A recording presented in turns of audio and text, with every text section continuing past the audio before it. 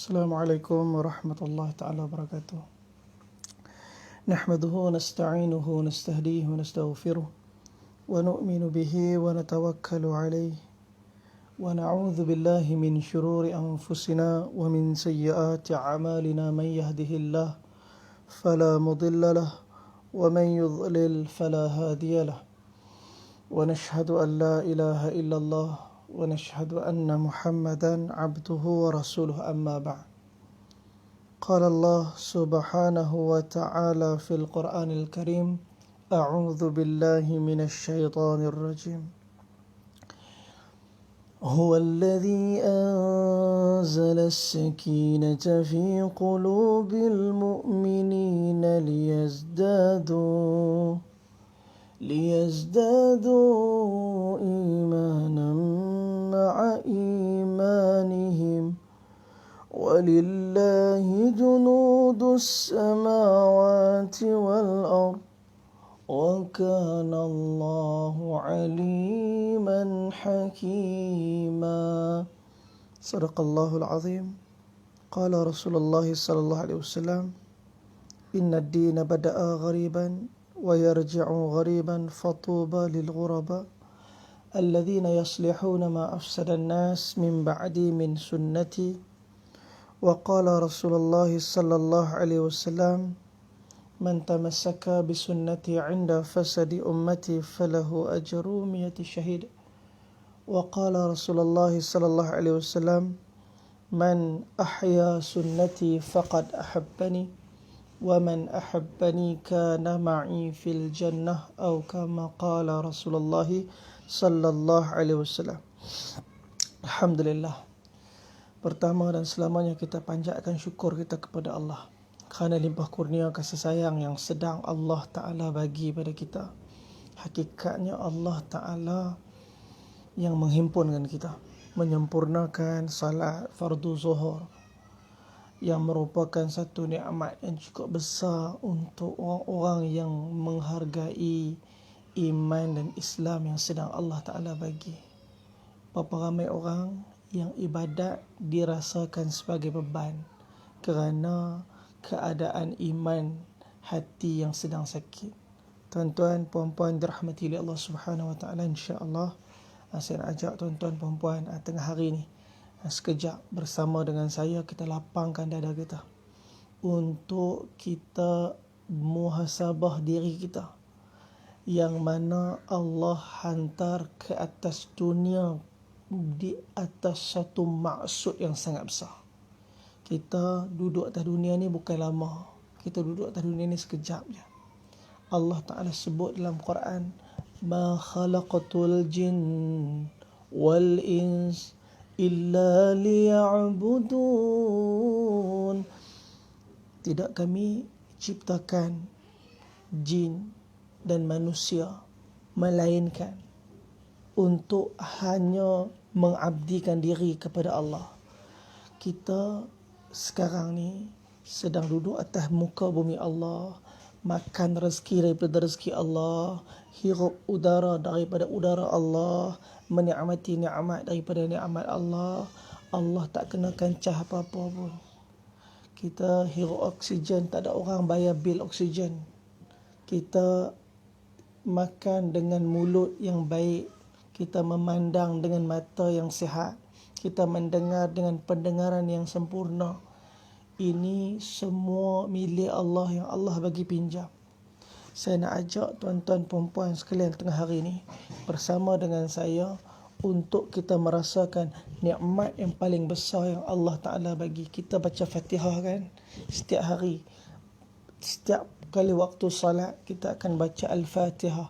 Kita akan baca Siratal ladzina an'amta 'alaihim ghairil maghdubi 'alaihim waladdallin. Kita baca Siratal ladzina an'amta 'alaihim, jalan yang lurus yang Allah Ta'ala berikan kepada orang yang Allah bagi nikmat.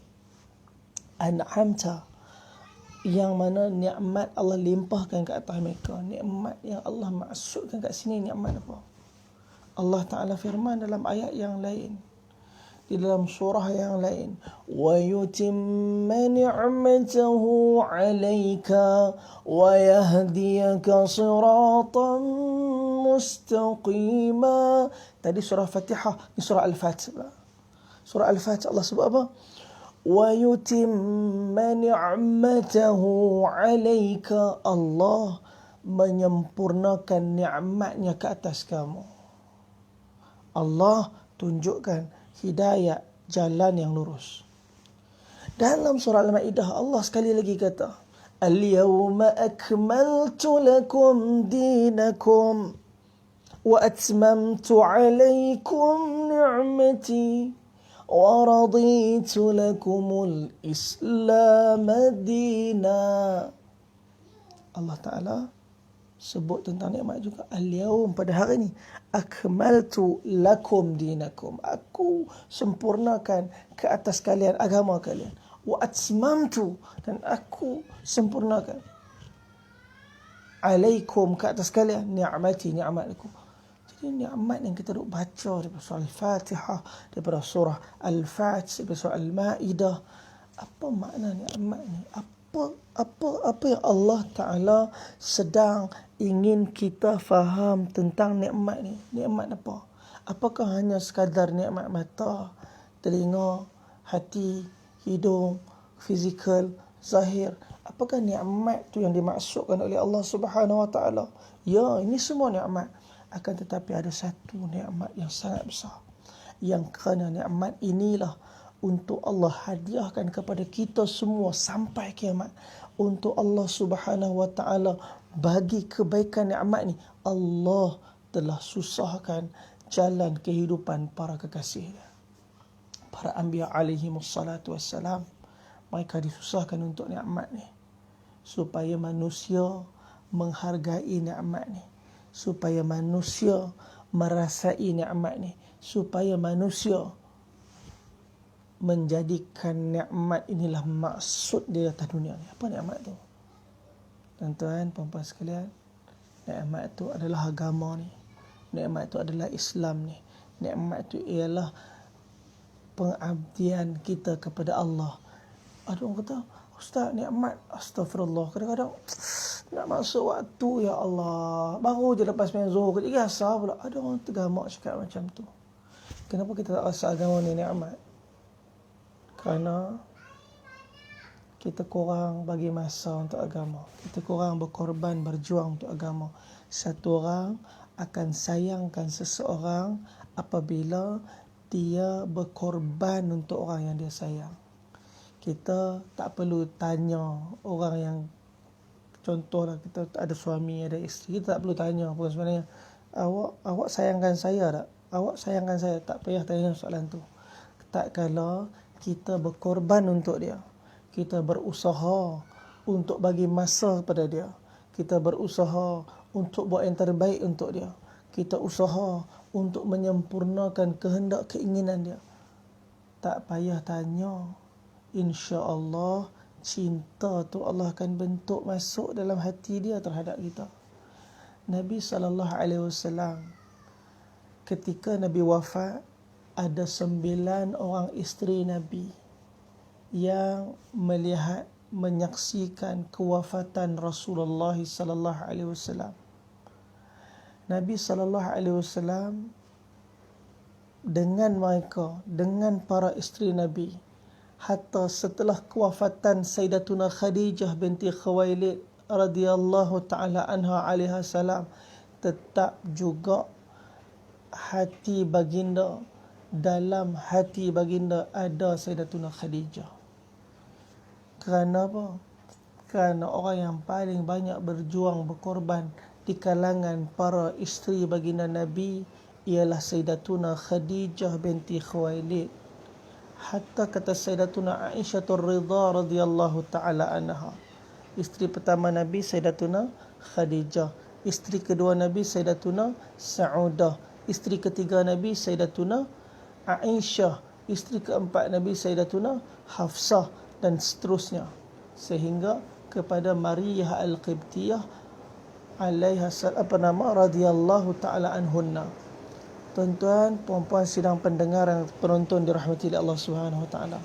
Saya nak bawa tuan-tuan hari ini untuk menghargai agama dan kita berusaha untuk membawa kerinduan dan kecintaan kita kepada ahlul baitnya Nabi sallallahu alaihi wasallam.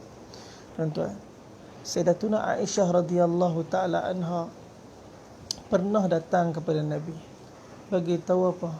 Sayyidatuna Aisyah sendiri pernah cakap, "Ma ghirtu ala ahadin min nisa'in Nabi sallallahu alaihi wasallam kama ghirtu ala Khadijah."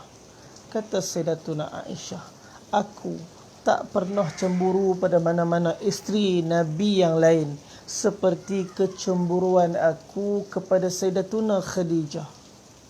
Wa ma ra'aituha, aku tak pernah tengok dia.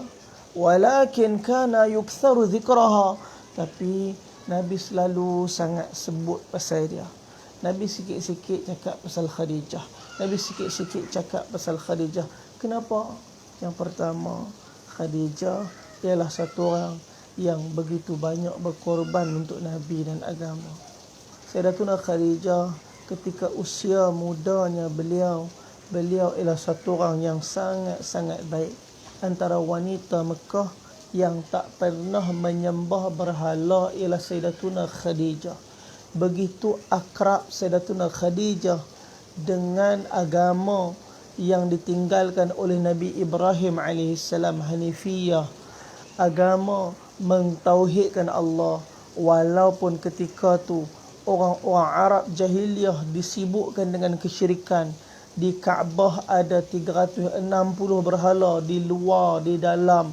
Tetapi Sayyidatuna Khadijah tak pernah menyembah mana-mana berhala. Sayyidatuna Khadijah menantikan kelahiran Rasul yang terakhir. Tuan-tuan boleh buka rujuk dalam kitab Al-Bushra fi Manaqib min Hayati Sayyidatuna Khadijah. Kisah kehidupan Sayyidatuna Khadijah disusun oleh tuan guru kita yang mulia almarhum Abuya Said Muhammad Alwi Al-Maliki Al-Hasani rahimahumullahu taala anhum. Dia satu orang daripada kalangan cucu Nabi, daripada jalur Sayyidina Hasan bin Ali karramallahu wajhah radhiyallahu taala anhu. Dia susun satu kitab yang bernama Al-Bushra fi Manaqib min Hayati Sayyidatuna Khadijah. Cerita hayat kehidupan Sayyidatuna Khadijah. Tuan-tuan, Nabi pernah kata dalam satu hadis, anta ma'aman ahbabta, kamu akan bersama dengan orang yang kamu cinta. Banyak dah terjadi di depan mata kita. Kalau tuan-tuan banyak duduk dalam kuliah, banyak duduk dalam majlis-majlis ilmu, pembacaan kitab, tuan-tuan akan dapati ramai ulama-ulama kita yang mencintai Nabi, mencintai apa yang dicintai oleh Nabi, dan mereka meninggal dunia bersama kecintaan apa yang dicintai oleh mereka. Kalau tuan-tuan ingatlah satu ulama besar Indonesia nama Mbah Maimun. Mbah Maimun. Kalau tuan-tuan lepas ni rajin, tuan-tuan search dekat YouTube Mbah Maimun. Satu orang yang begitu alim, satu orang begitu mencintai Khadijah, satu orang yang begitu kalau dalam majlis dia, kalau ada orang-orang yang main khasidah, dia akan request lagu. Dia akan request lagu apa? Lagu Sa'duna Fid Dunia. Saya 2 tahun lepas tunaikan umrah. Alhamdulillah, Allah izin untuk bertemu dengan salah seorang daripada ulama besar Indonesia. Sebenarnya kalau saya sebut je nama tu, dalam mana-mana saya punya ceramah pendek saya yang dipotong-potong, ada nama je Habib Rizik bin Syihab, terus Facebook akan ban. Maka saya tak boleh buat live selama 3 bulan. Saya pun sebenarnya tak boleh juga ni nak buat live, jadi sebab guna audio kuliah punya Facebook, jadi boleh lah. Kalau saya nak buat sendiri yang saya punya, sampai hari ni saya masih di-block oleh Facebook. Kerana apa? Kerana ni sebut dia nama ulama yang terkenal ni, ulama yang begitu hebat di Indonesia. Siapa dia? Al-Habib Rizik bin Syihab. Habib Rizik bin Syihab. Saya dapat jumpa dengan beliau dekat kota Mekah. Saya pergi buat appointment jumpa dengan beliau. Alhamdulillah, rezeki Allah dapat salat asar dengan beliau. Selesai saya salat asar, ketika di kota Mekah, dia terus pusing. Kita selalu istighfar, zikir semua. Saya terkejut, dia main macam satu panah masuk dalam jantung, tuan-tuan. Kenapa? Dia pusing saja. Terus dia baca apa? Terus dia baca syair. Sa'duna fid dunya فوزنا فيه الأخرى بخادجة الكبرى وفاطمة الزهراء بخادجة الكبرى وفاطمة الزهراء. Allah, tuan-tuan, kita pula duduk kat Mekah masa tu. Rumah tu pula berhampiran dengan makam Jannatul Ma'la, dikuburnya bagi Sayyidatuna Khadijah binti Khuwailid radhiyallahu taala anha. Allah, kosong macam kena panah kat hati. Tuan-tuan, Mbah Maimun, begitulah keadaan kecintaan dia kepada Sayyidatuna Khadijah. Selalu sangat dalam kuliah dia, apa contoh dia akan bagi contoh Sayyidatuna Khadijah. Sehingga kan pernah dia datang tunaikan umrah, takdirnya Allah Subhanahu wa taala di akhir hayat dia meninggal dunia di kota Mekah. Tuan-tuan perempuan nak tahu tak, saya pergi umrah 2 tahun lepas, masa menziarahi makam Jannatul Ma'la, masa saya masuk dekat makam tu berselisih dengan beberapa orang daripada Indonesia. Dia kata, "Pak, mau ziarah makamnya Mbah Maimun?" "Ya, ada di sana, ada di sana." "Pak, terus saja ke mana?" "Ada di sana." Kita Masya Allah. Tuan-tuan, perempuan yang dirahmati oleh Allah Subhanahu wa taala, kecintaan Mbah Maimun kepada Sayyidatuna Khadijah, di mana perakhirannya Allah Taala makamkan dia di Jannatul Ma'la, di tanah yang sama, dikuburkan dengan tanah Sayyidatuna Khadijah. Di mana cinta kita? Kepada siapa cinta kita? Berapa ramai anak-anak muda kita yang cinta artis-artis Korea, yang sukakan perkara-perkara yang langsung tak bawa kebaikan kepada diri mereka dunia dan akhirat, akhirnya akan memudaratkan dunia dan akhirat mereka. Bukan salah mereka, jangan salahkan siapa-siapa. Salah saya sebab saya tak buat dakwah sungguh-sungguh. Saya tak jumpa anak-anak muda ni. Saya sibuk dengan segala keperluan urusan saya, dengan hati emosi saya, sehingga saya telah menjadi asbab ramai anak-anak muda belum kenal siapa dia Allah dan Nabi sebagai maksud kehidupan mereka.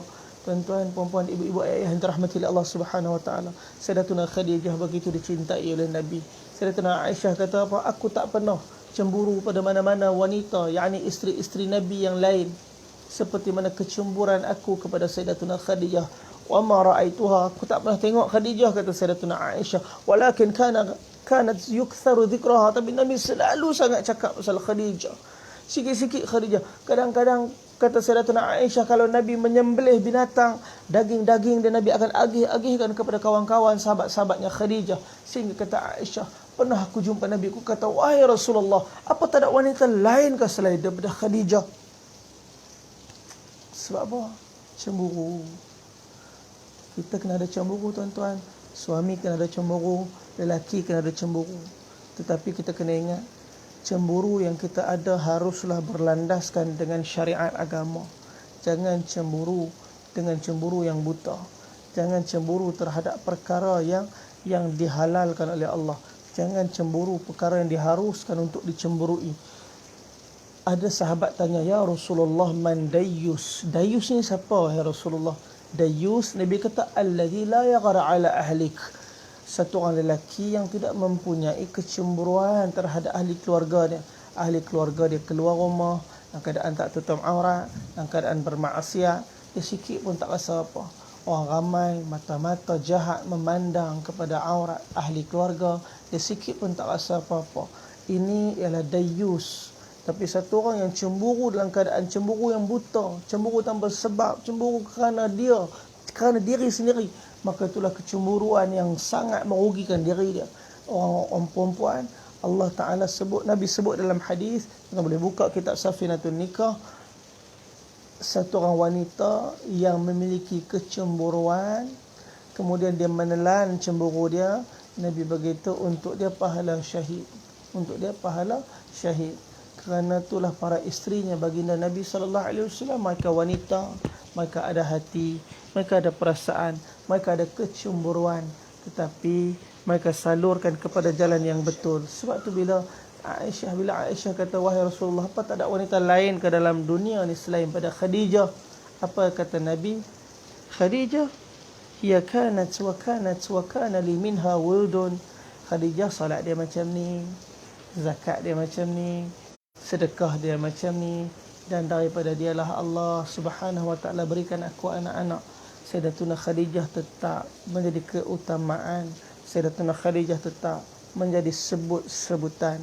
Maka kalaulah isteri-isteri Nabi yang lain cakap-cakap pasal Khadijah, maka cepat-cepat Nabi akan minta mereka untuk diam. Jangan cakap apa-apa. Hati Nabi tidak pernah melupakan wanita yang telah bagi segala-galanya untuk agama. Nabi dulu seorang-seorang buat dakwah. Siapa orang pertama yang ikram Nabi, yang memuliakan Nabi, yang membenarkan Nabi? Khadijah. Orang tolak Nabi, orang sakitkan Nabi, orang hina Nabi. Mungkin kita dah lupa tuan-tuan. Islam sampai kat kita bukan senang. Tuan-tuan puan-puan sekalian, Islam sampai kat saya, kat tuan-tuan kita semua, anak-anak kita, bukan senang. Sayyidina Munib Azdi bagi tahu, ra'aitu Nabi sallallahu alaihi wasallam fil jahiliyah. Aku tengok Nabi ketika waktu aku jahiliyah dulu. Aku atas satu jabal, satu bukit, Abi Qubais. Aku tengok Nabi daripada satu kemah masuk ke satu kemah. Apa Nabi buat? Nabi kata, ayuhan nas, qulu la ilaha illallah tuflihu. Wahai manusia, ucaplah la ilaha illallah, kamu akan berjaya. Tuan-tuan, apa yang mereka buat kat Nabi kita? Mereka ludah muka Nabi sallallahu alaihi wasallam.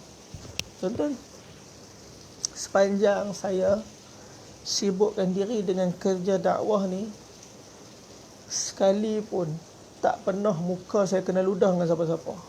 Sekalipun tak ada orang ludah saya. Saya tak boleh bayang. Nabi yang mulia, Nabi yang memiliki keutamaan di sisi Allah, Nabi yang begitu dicintai oleh Allah.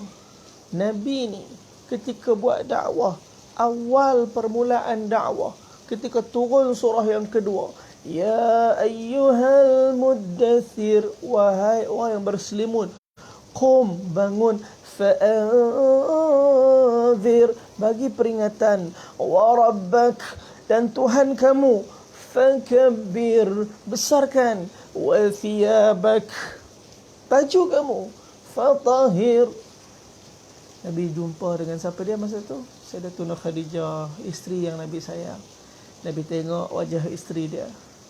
Dulu meniaga sama-sama, dulu bisnes sama-sama, dulu musafir sama-sama, dulu berjuang dalam medan perniagaan sama-sama. Tetapi tak kala Nabi dapat saja wahyu yang pertama, Nabi balik rumah dalam keadaan berselimut, ketakutan. Sayyidatuna Khadijah lah yang tenangkan Nabi. Sayyidatuna Khadijah lah yang bagi motivasi sehingga Nabi bersemangat balik. Beberapa bulan lepas tu turun surah yang saya baca tadi, Al-Muddathir. Ketika itulah Nabi jumpa, Nabi tengok muka Sayyidatuna Khadijah. Nabi tahu ini wanita yang banyak berjuang untuk Nabi. Ini banyak wanita yang berkorban untuk Nabi. Ini wanita yang tak pernah tunjuk muka pada Nabi. Ini wanita yang tak pernah kecilkan hati Nabi. Ini wanita yang tak pernah mengeluarkan kata-kata yang menjadi asbab kesedihan hati Nabi. Nabi tengok wajah Sayyidatuna Khadijah. Apa Nabi kata? Wahai isteriku, mulai hari ini tak ada lagi rehat untuk suami kamu. Mulai hari ini tak ada lagi rehat untuk suami kamu. Ketika tu Sayyidatuna Khadijah faham dah. Satu kerja yang sangat berat, satu kerisauan yang sangat dahsyat yang sedang dipikul oleh suami dia. Daripada awal dulu, dia menanti-nantikan Nabi yang terakhir. Pernah dulu Sayyidatuna Khadijah mimpi dengan satu mimpi yang dia pun tak faham tentang mimpi itu. Dia mimpi satu cahaya yang sangat terang masuk dalam rumah dia. Cahaya tu telah menerangi rumah dia. Kemudian cahaya tu keluar daripada rumah dia, menyinari seluruh alam. Sayyidatuna Khadijah tak faham maksud mimpi tu. Sayyidatuna Khadijah pergi jumpa dengan Sayyidina Waraqah ibn Naufal yang merupakan satu orang yang sangat ahli di dalam kitab Taurat dan Injil. Satu orang yang tak pernah menyekutukan Allah, ahli kitab yang masih hidup di zaman sebelum kenabian Rasulullah. Sayyidatuna Khadijah jumpa dengan Sayyidina Waraqah ibn Naufal. Kata Sayyidina Khadijah, wahai Waraqah, aku telah mimpi sekian-sekian mimpi. Kata Waraqah ibn Naufal, kalau benar mimpimu wahai Khadijah, cahaya itu akan masuk ke dalam rumah kamu. Cahaya itu akan keluar dan menyinari seluruh alam daripada rumah kamu. Begitu Sayyidatuna Khadijah yakin mimpi ni benar, Allah Ta'ala menyempurnakan mimpi tersebut. Cahaya tu betul-betul masuklah rumah Sayyidatuna Khadijah. Itulah Nabi kita sallallahu alaihi wasallam menyinari seluruh rumah Sayyidatuna Khadijah dengan agama, pengabdian, ketaatan hanya kepada Allah Subhanahu wa taala. Kemudian hari itu Nabi pegang bahu Khadijah. Nabi beritahu, wahai isteriku, mulai hari ini tak ada lagi rehat untuk suami kamu. Nabi telah keluar, Nabi telah buat dakwah di kalangan orang-orang Quraisy, ahli keluarga terdekat Nabi. Ayyuhan nas, qulu la ilaha illallah tuflihu. Wahai manusia, ucaplah la ilaha illallah, kamu akan berjaya. Maka ludah muka Nabi sallallahu alaihi wasallam. Nabi kesal Elio tu, Nabi lap Elio tu. Nabi ialah manusia yang mulia, wajah tu ialah wajah yang mulia, tapi wajah tu telah dihinggapi oleh aliur kebencian Quraisy terhadap baginda. Nabi lap wajah tu, Nabi telan kesedihan, Nabi bergerak ke kemah yang seterusnya dengan kalimah yang sama, pengharapan hidayat daripada Allah untuk mereka.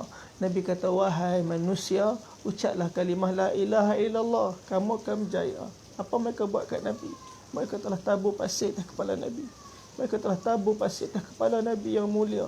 Demi Allah tuan-tuan, kalau tak tumbuh rambut atas kepala Nabi, pasti takkan tumbuh rambut atas kepala kita. Takkan tumbuh rambut atas kepala saya. Kerana baginda sallallahu alaihi wasallam lah manusia, kita semua masih ada. Kerana baginda sallallahu alaihi wasallam diciptakan, kita semua diciptakan. Allah Subhanahu wa taala muliakan kita sebagai umat kekasih kita Nabi sallallahu alaihi wasallam. Begini kesusahan, Nabi pergi ke kemah yang seterusnya, mereka caci maki hina Nabi sallallahu alaihi wasallam. Mereka tolak tarik sehingga koyak baju Nabi sallallahu alaihi wasallam. Dalam riwayat yang lain, Nabi naik atas unta. Mereka datang, mereka cucuk unta Nabi sallallahu alaihi wasallam. Nabi rebah daripada atas ke bawah. Tuan-tuan boleh bayangkan tak? Apa yang mereka dah buat kat Nabi kasih kita? Nabi jatuh. Apakah ada keluar perkataan hinaan daripada mulut Nabi? Apakah ada keluar perkataan-perkataan yang buruk daripada Nabi? Tak ada, tuan-tuan. Begitu hidayah yang Nabi inginkan kepada kita semua. Hari ini saya sendiri, kita cepat nak kecil hati, cepat nak pecah hati. Benda kecil pun jadi asbab untuk kita kecil dan pecah hati. Tuan-tuan, kalau kita baca sirah Nabi, kita malu dengan Nabi. Kenapa dah untuk benda yang simple-simple macam ni pun boleh menyebabkan hati aku terasa. Orang yang paling layak sepatutnya untuk pecah hati ialah Nabi SAW. Nabi bukan malaikat. Qul innama ana basyarum mithlukum yuha ilai. Qul, katakanlah, innama ana, sesungguhnya aku bashar, lelaki, mithlukum, seperti kalian, yuha ilaik. Dan Allah Ta'ala memberikan wahyu kepada aku. Nabi kalau kena pukul sakit, kan? Jatuh unta sakit, kena hina sakit, tapi Nabi telan semua kesakitan. Setiap hari terhuyung hayang Nabi balik rumah. Setiap hari terhuyung hayang Nabi balik rumah. Ketemu Nek Azdi. Aku lihat ada satu anak gadis mencari-cari dan datang ke arah Nabi sallallahu alaihi wasallam. Di tangannya ada sebekas air. Di tangannya ada tuala. Dia bersihkan pasir daripada kepala Nabi.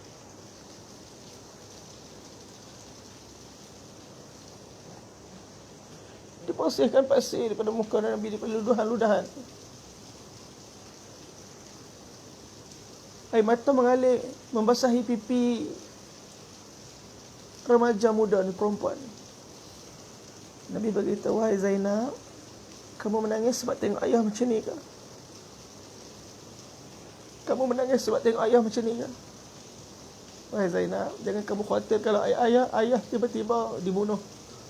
Sesungguhnya Islam ini akan sampai di rumah-rumah, di bandar-bandar, di kampung-kampung. Sesungguhnya Islam ini akan sampai di rumah-rumah, di bandar-bandar, di kampung-kampung.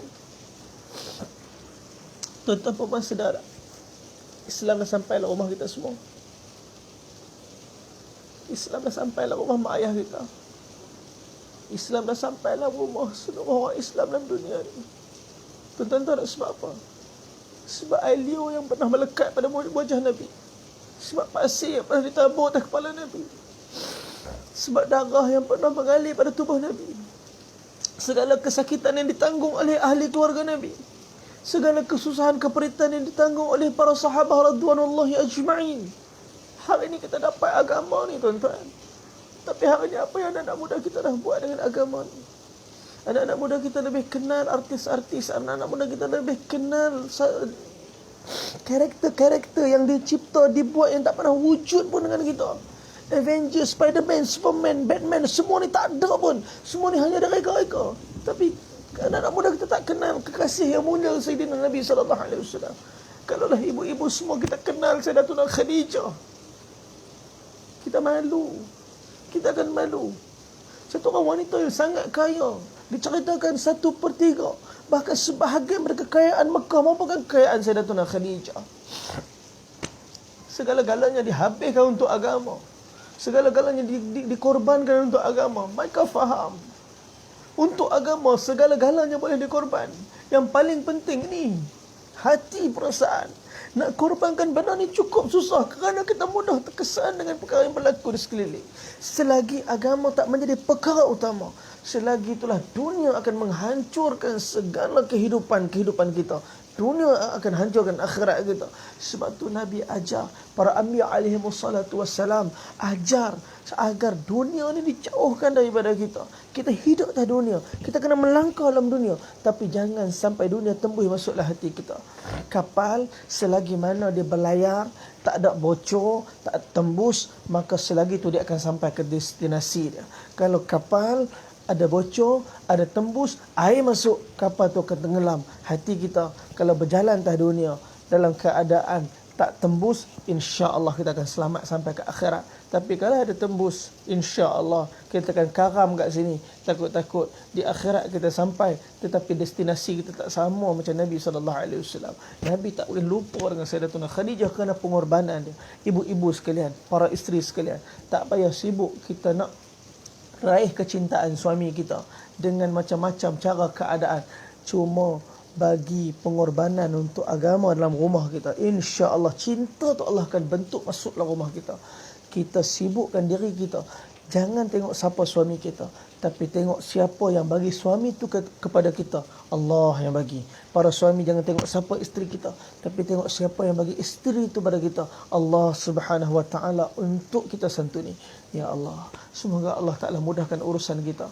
Melihat bagaimana kehidupan baginda Nabi sallallahu alaihi wasallam. Pernah Fathul Makkah, ibu-ibu sekalian.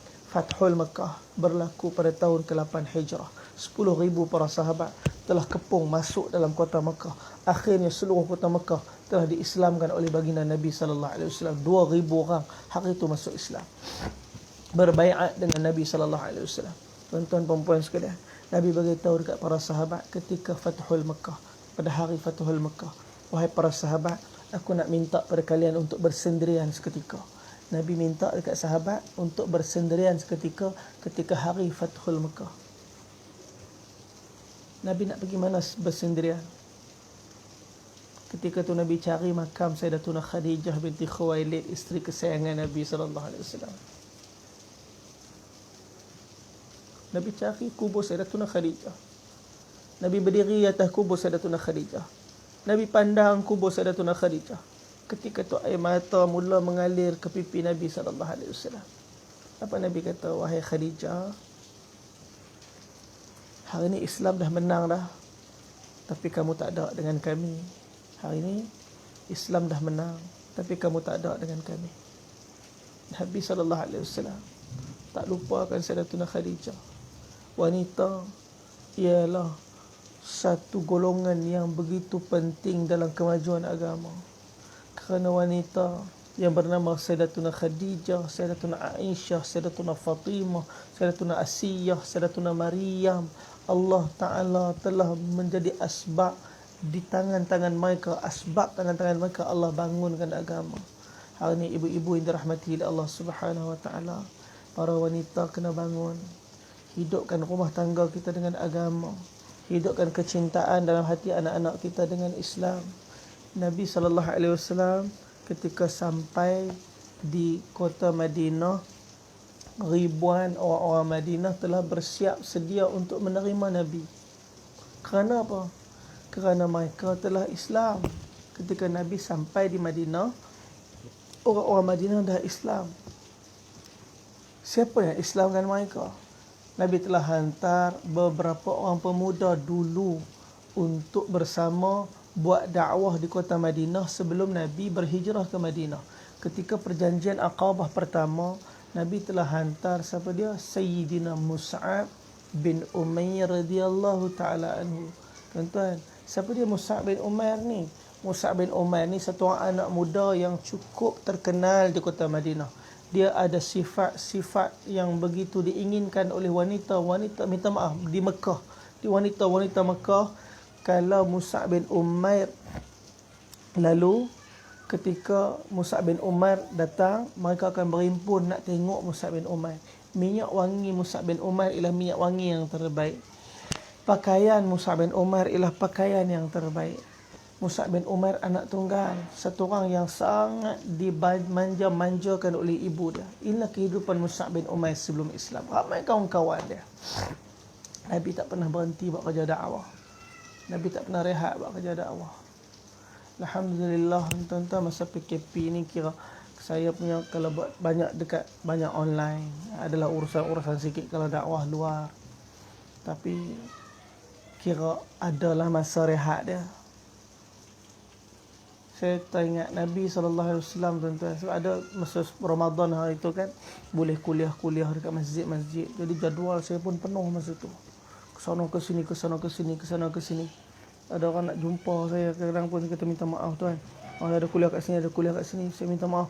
Tak boleh nak jumpa. Ada Ustaz, sibuk sangat tu. Dia kata, rehatlah sikit. Kena rehat Ustaz. Tak boleh lah duk kalut sana sini sangat. Dakwah juga. Kena rehat. Saya bila dengar dia cakap pasal rehat, saya jadi macam rehat. Allah, saya ni memang dah banyak rehat dah, tapi saya teringat Nabi tak pernah rehat. Nabi nak rehat, tapi Nabi SAW tetap tak rehat. Sayyidatuna Aisyah radhiyallahu ta'ala anha beritahu, kalau Nabi tidur, aku dengar dada Nabi bunyi seperti air yang menggelegak. Nabi tidur dalam keadaan tangan Nabi menadah air mata Nabi SAW. Nabi nampak macam tidur, hakikatnya Nabi tak tidur. Kerana kerisauan yang amat sangat kepada umat ni yang sedang mati tak mengenal Allah. Sebab tu pada hari Mus'ab bin Umair duduk dengan para sahabat dia, ketika dia belum Islam, sedang berjudi dalam satu rumah dalam kegelapan malam, dalam keadaan di tengah-tengah mereka dinyalakan pelita di musim sejuk, di suhu yang sangat dingin. Mus'ab bin Umair duduk dengan kawan-kawan. Mus'ab bin Umair kata, hari ni aku yakin tak ada siapa yang akan keluar daripada rumah kerana kegelapan malam dan juga kerana kesejukan suasana yang begitu sejuk. Tapi kata Mus'ab, kalau ada orang datang kejap lagi, kalau ada orang ketuk pintu rumah ni, aku akan sempurnakan apa saja hajat dia. Tuan-tuan, dalam hari yang sangat sejuk, dalam hari yang sangat dingin, ketika tu bunyi ketukan daripada pintu rumah Mus'ab bin Umair. Tuan-tuan, apa ketukan daripada siapa? Mus'ab bin Umair buka saja pintu. Tiba-tiba nampaklah satu wajah yang bercahaya, satu wajah yang mulia. Wajah ni kata, ayyuhan nas qulu la ilaha illallah tuflihu. Wahai manusia, ucap la ilaha illallah, kamu akan berjaya. Allahu akbar. Tuan-tuan, siapa tu? Baginda Nabi SAW. Untuk agama Nabi tak rehat, tuan-tuan. Untuk agama Nabi tak cuti, tuan-tuan. Hari sejuk, hari gelap, Nabi tak cuti. Bukan ada lampu jalan zaman kita, Nabi tetap dengan dakwah. Malam tu juga 6 orang masuk Islam. Antara dia ialah Sayyidina Mus'ab bin Umair radhiyallahu ta'ala anhu. Mus'ab bin Umair masuk Islam malam tu. Islam dia bukan Islam yang sikit-sikit. Dia benar-benar beriman kepada Allah. Sehingga akhirnya dia telah dibuang oleh ibu dia. Sehelai sepinggang. Tak ada lagi minyak wangi, tak ada lagi pakaian yang indah. Mus'ab bin Umair jadi kusut masai, berhijrah dengan Nabi. Sebelum mana Nabi berhijrah, Nabi hantar dulu dia dalam perjanjian Aqabah yang pertama untuk buat dakwah kepada orang-orang Madinah. Mus'ab bin Umair pergi buat dakwah. Mus'ab bin Umair telah mempersiapkan orang-orang Madinah beriman kepada Allah sebelum Nabi sampai. Mus'ab bin Umair bukan macam kadang-kadang minta maaf kami, kadang-kadang penceramah, kadang-kadang lupa. Dan kita kadang cerita pasal keluarga kita, diri kita. Mus'ab bin Umair dalam dakwah dia tak cerita pun pasal diri dia. Yang diceritakan tentang Allah, yang diceritakan tentang Nabi. Sehingga orang-orang Madinah begitu rindu dan sayang nak jumpa dengan Nabi. Mereka tak pernah tengok muka Nabi, tetapi mereka rindu nak jumpa dengan Nabi. Sebab tu bila Nabi nak sampai saja, bersusun orang Madinah di sepanjang jalan, mereka berqasidah, mereka melaungkan takbir. Tala'al badru alaina min thaniyatil wada' wajaba syukru alaina mada'a lillahi da'.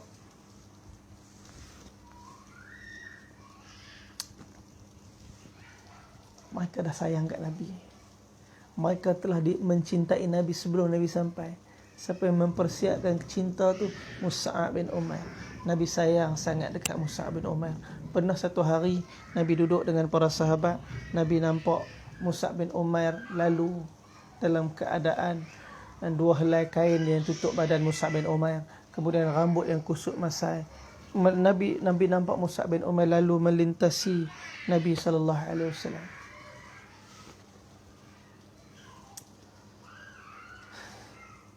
Tiba-tiba Nabi menangis. Sahabat tanya, ya Rasulullah, kenapa Tuan menangis? Nabi kata, aku teringat Mus'ab bin Umair. Aku teringat Mus'ab bin Umair. Dulu, satu orang yang hidup dia dimewahkan oleh keluarga dia. Tapi kerana Islam, tengok apa telah jadi pada Mus'ab bin Umair. Nabi menangis. Nabi tanya kepada para sahabat, wahai para sahabat, akan datang nanti satu zaman kalian makan dengan satu hidangan, kemudian hidangan itu akan diangkat diganti dengan hidangan yang lain. Kalian akan memakai satu pakaian di siang hari, kalian akan tukar pakaian yang lain di petang hari. Kalian akan menghias rumah-rumah kalian seperti mana kelambu-kelambu Ka'bah diganti.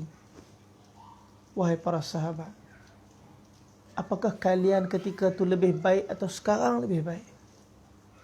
Para sahabat bila Nabi tanya macam tu, mereka kata, ya Rasulullah, pasti hari itu kami lebih baik. Kerana kemewahan, kerana keduniaan yang telah sempurna ke atas kami, maka akan memudahkan kami untuk hanya melapangkan masa beribadat kepada Allah Subhanahu Wa Taala. Sebab dah senang dah masa tu, dah tak susah dah tak lapar dah. Jadi senanglah untuk kami nak fokus, nak lapangkan masa kami untuk pengabdian kami kepada Allah. Nabi kata tak, kalian sekarang lebih baik pada kalian pada masa tu.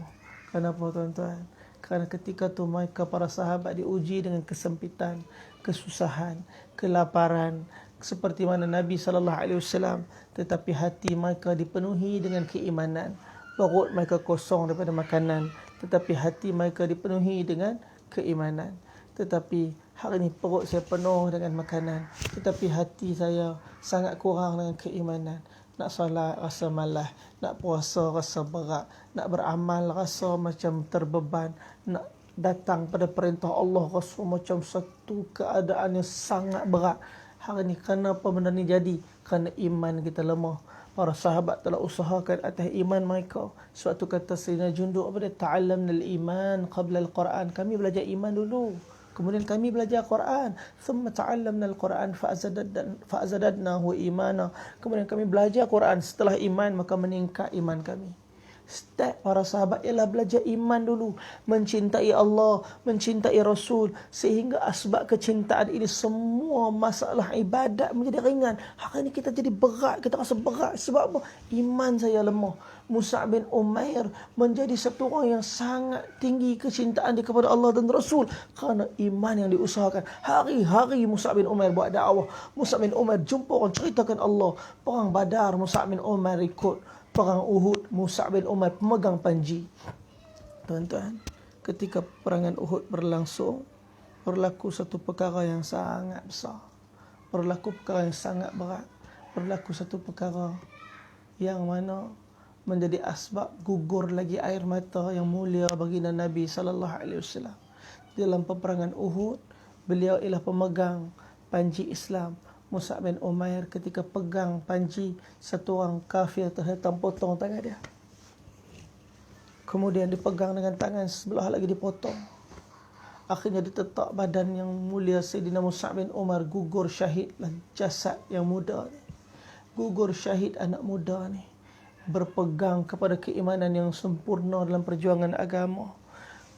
Orang yang bunuh Mus'ab bin Umar menjerit kata, qataltu Muhammada, qataltu Muhammada, aku dah bunuh Muhammad, aku dah bunuh Muhammad. Mereka menyangka yang terbunuh tu Nabi Muhammad sallallahu alaihi wasallam, tetapi yang mereka bunuh ialah Sayyidina Mus'ab bin Umair radhiyallahu taala anhu. Tuan-tuan, ketika mana Nabi uruskan jasad syuhada Uhud, Nabi melihat keadaan jasad Mus'ab bin Umair. Nabi mula menangis. Sebab apa? Mus'ab bin Umair dulu anak orang kaya. Mus'ab bin Umair itu dididik dengan kemewahan, tapi ketika syahid dalam medan Uhud, kain nak tutup badan Mus'ab bin Umair pun tak cukup. Kain yang ada cuma sehelai. Kalau tutup kepala maka nampak kaki. Kalau tarik tutup kaki maka nampak kepala. Akhirnya Nabi beritahu, wahai para sahabat, tutup kepala dia dan kaki dia tutuplah dengan pohon izkir, tutup dengan daun pohon izkir. Tuan-tuan bayangkan, begitu keadaan Mus'ab bin Umair telah syahid di jalan Allah. Ini harga Islam, tuan-tuan. Ini harga agama. Kita sedang merasakan beban di saat mereka merasakan nikmat beragama. Hari ini macam mana kita nak dapat nikmat macam para sahabat? Saya nak ajak tuan-tuan, ada satu tips yang diajarkan oleh guru-guru kami. Sehari paling kurang kita jumpa 25 orang, kita ceritakan kebesaran Allah Subhanahu Wa Taala. Hari-hari kita kena dengar nasihat agama. Hari-hari ceritakan kebesaran Allah. Jumpa dengan, tengok anak-anak kita berkata, wahai anakku, bahawa tiada Tuhan selain Allah, tiada berkuasa selain Allah, tiada bagi mudarat manfaat selain Allah, tiada bagi susah senang selain Allah. Selain Allah, semua makhluk, semua tak boleh buat apa-apa, semua tak boleh bagi mudarat, semua tak boleh bagi manfaat. Yang bagi manfaat cumalah Allah. Hari-hari kita cakap tentang kebesaran Allah, kita nafikan kemampuan kita makhluk. InsyaAllah, Allah kebesarannya akan masuklah hati kita. Makhluk punya kebesaran akan keluar pada hati kita. Kenapa anak-anak kita minat Spiderman, Superman, Batman, Avengers, Justice League, apa semua ni? Kenapa?